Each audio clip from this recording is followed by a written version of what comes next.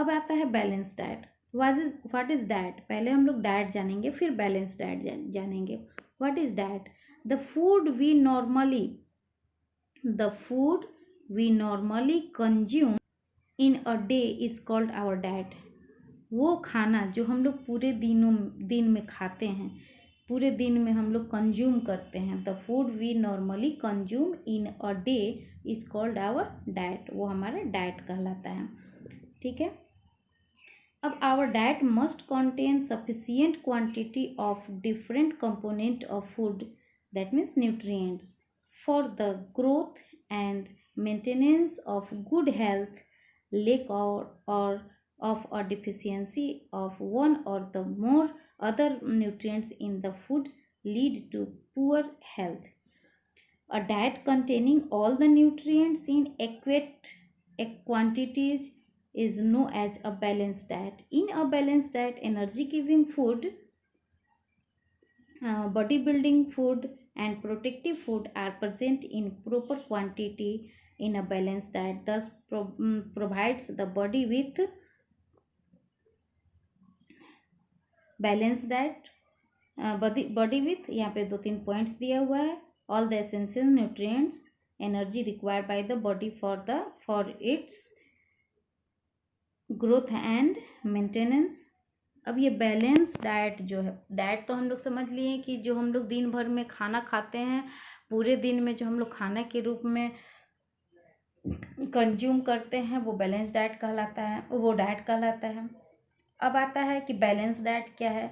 अब जितने भी न्यूट्रिएंट्स हैं, जो हमने अभी न्यूट्रिएंट्स, जितने भी न्यूट्रिएंट्स हैं, वो सफिशिएंट क्वांटिटी में हमारे डाइट में प्रतिदिन, अब fat, vitamin, mineral, protein, carbohydrate, ये सारे जितने भी न्यूट्रिएंट्स हैं, ये प्रतिदिन के डाइट में होने चाहिए और सफिशिएंट क्वांटिटी में होने चाहिए, एक लिमिटेड क्वांटिटी में होनी चाहिए, जितने की हमारे बॉडी की ज़रूरत है, जितने की हमारे बॉडी की नीड्स है। अब यदि हम प्रतिदिन सिर्फ कार्बोहाइड्रेट ही खाते रह जाएंगे तो हमारे बॉडी में फास्फोरस, कैल्शियम या फिर फैट, इनकी कमी हो जाएगी और इनकी कमी से भी बहुत सारे डिजीज होते हैं, वो हो जाएंगे। यदि हम सिर्फ फैट ही खाते रह गए तो हमारे बॉडी में कार्बोहाइड्रेट, कैल्शियम या फिर अदर न्यूट्रिएंट्स की कमी हो जाएगी और उससे भी बहुत सारे डिजीज होने का खतरा रहता है। इस वजह से किसी एक न्यूट्रिएंट्स को खाने से हमारे बॉडी के नीड्स की पूर्ति नहीं होती है। हमें जितने भी न्यूट्रिएंट्स हैं, सबकी क्वांटिटी प्रतिदिन थोड़ी थोड़ी लेनी चाहिए, ताकि हमारे बॉडी को जितने किसी भी तरह का कोई प्रॉब्लम ना हो और किसी भी तरह का डिफिशियंसी ना हो। अब इससे रिलेटेड यहाँ पे देखिए कुछ फिगर दिया हुआ है, टेबल, ये आप नोट डाउन कर लेंगे। यहाँ सीरियल्स है, cereals, sugar, pulses, meat, fish, egg, milk and milk product, इसमें ये फूड आइटम हो गए। कार्बोहाइड्रेट्स है, फैट है, प्रोटीन, अदर न्यूट्रिएंट्स, ये कितने न्यूट्रिएंट्स, कितने कार्बोहाइड्रेट, कितने फैट, कितने प्रोटीन परसेंटेज के अकॉर्डिंग यहाँ पे दिया हुआ है। आप इसको नोट डाउन कर लेंगे, ये आपके लिए बहुत ही मोस्ट इम्पॉर्टेंट है। ये टेबल आप एक ग्राफ में बना लेंगे और उसको याद करेंगे।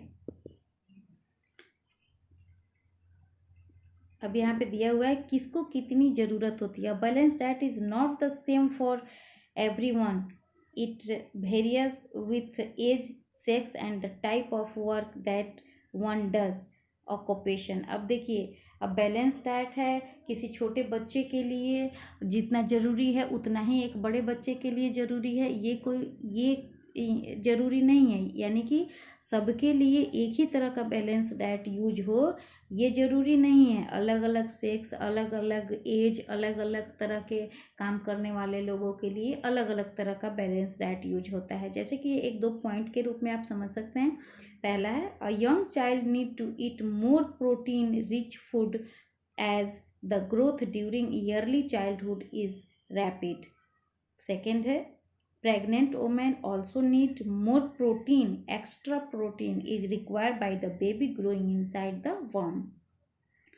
चौथा है, a laborer doing hard work need more of carbohydrates and fats as he need more energy अब देखिए, अब यहाँ पे पहले पॉइंट्स में आपको बताया जा रहा है कि जितने यंग चाइल्ड जो है उसको ज़्यादा ज़रूरत होती है प्रोटीन की, जो छोटे बच्चे होते हैं उनके अकॉर्डिंग उनको ज़्यादा ज़रूरत होती है।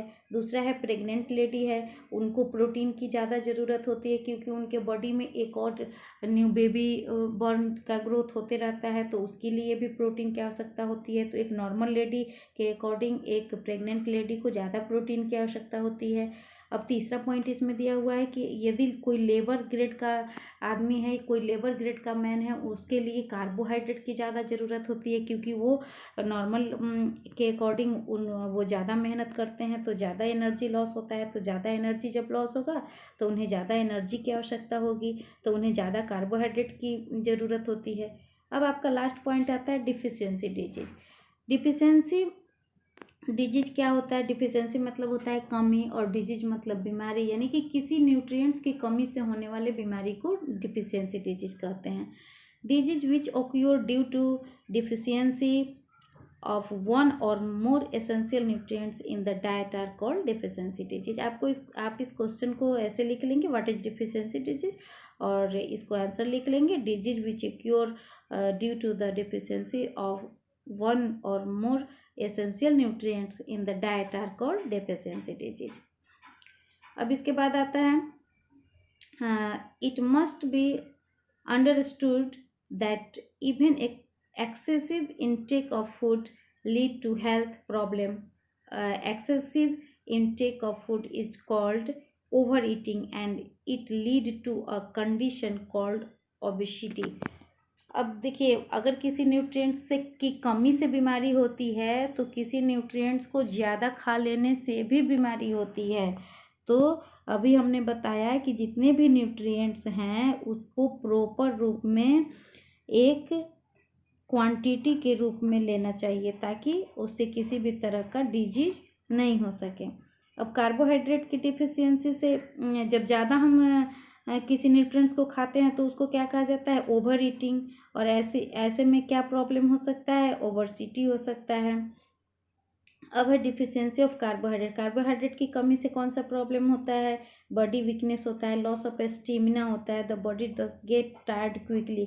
जब बॉडी में कार्बोहाइड्रेट की कमी हो जाती है तो बहुत ज़्यादा वीकनेस रहने लगता है, स्टेमिना की कमी हो जाती है, ताकत नहीं मिलता है और वो आदमी जल्दी जल्दी थकने लगता है। प्रोटीन की कमी से क्या होता है? प्रोटीन की कमी से stunt growth, swelling of face में जो है वो स्वेलिंग रहने लगता है, ग्रोथ बढ़ना रुक जाता है, डायरिया हो सकता है, डिस्कोलोरेशन ऑफ हेयर, कलर का बाल का जो कलर है वो सफ़ेद होने लगता है, स्किन प्रॉब्लम होने लगता है। ये सारी प्रॉब्लम जो है प्रोटीन की कमी से होता है। In child deficiency of protein lead to severe malnutrients and disease like kwashiorkor and marasmus develop. Protein की कमी से कौन कौन से बीमारी हो जा रहे हैं यहाँ पे? क्वाशकोर और marasmus. Kwashiorkor is a disease which occur in children due to protein deficiency. ये प्रोटीन की कमी से क्वाशकोर होता है। Marasmus is disease which occur due to the deficiency of protein, और प्रोटीन की कमी से मारास्मस होता है। यहाँ पे देखिए, ये बच्चा जो है, ये पिक्चर में देखिए, ये चाइल्ड सफरिंग फ्रॉम मरास्मस में देखिए बिल्कुल जो है बोन का कोई ग्रोथ नहीं हो पाया है, फेस में स्वेलिंग है, ये मरास्मस है जो कि प्रोटीन की कमी से होता है। इसको आप लिख सकते हैं, लिख करके याद कर लेंगे। ये आता है आपका last, deficiency of vitamin and minerals. Vitamin and minerals से कौन सी डिजीज होती हैं? यहाँ पे टेबल 2.3 एंड 2.4 आपके लिए ऑलरेडी सारे न्यूट्रिएंट्स, ये विटामिन जितने हैं वो फंक्शन है। यहाँ देखिए, ये आपको vitamin, function, deficiency, disease, symptom and sources. किस विटामिन को पाने के लिए यहाँ इसका सोर्सेज है विटामिन ए। अगर हमको चाहिए तो हमें क्या क्या चीज़ खाना चाहिए? यहाँ पे है विटामिन बी कॉम्प्लेक्स B1, इसके लिए हमें ये चीज़ खाना चाहिए। अगर ये हम खाते रहेंगे तो इसकी डिफिशियंसी जो डिजीज है, इससे होने वाले ये बीमारी हैं। ये इसका फंक्शन है। इस फंक्शन में क्या होता है? और यहाँ पे सिम्टम है। इस बीमारी को होने पे ऐसे अगर आपके बॉडी में इसमें से किसी भी तरह का अगर सिम्टम दिखाई पड़ता है तो इससे रिलेटेड आप इस डिजीज को समझ सकते हैं। तो भगवान न करे किसी को किसी भी तरह का डिजीज हो। इससे बचने के लिए आप ये जितने भी बैलेंस डाइट है अगर उनको प्रॉपर वे में सफिशिएंट रूप में लेते रहेंगे तो किसी भी तरह का आपको डिजीज नहीं होगा।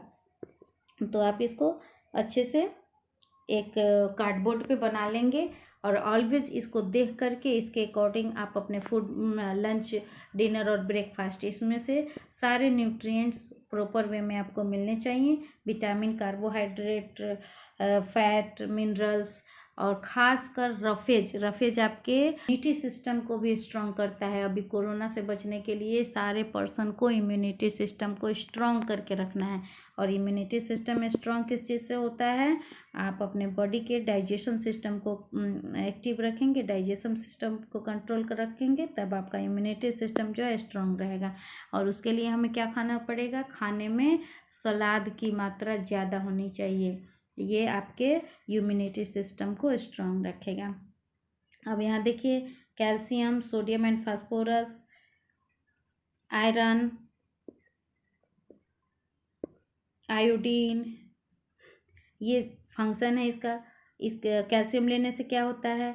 Healthy bone and teeth formation, help in blood clotting. ये जो ब्लड के है क्लॉटिंग में काम आता है।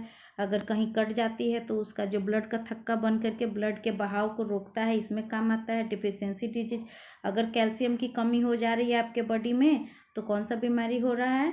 Bone and tooth decay, rickets and children. अब बोन जो है बॉडी का जो हड्डी वाला पार्ट होता है वो आप प्रॉब्लम करने लगता है, दांत में प्रॉब्लम होने लगती है।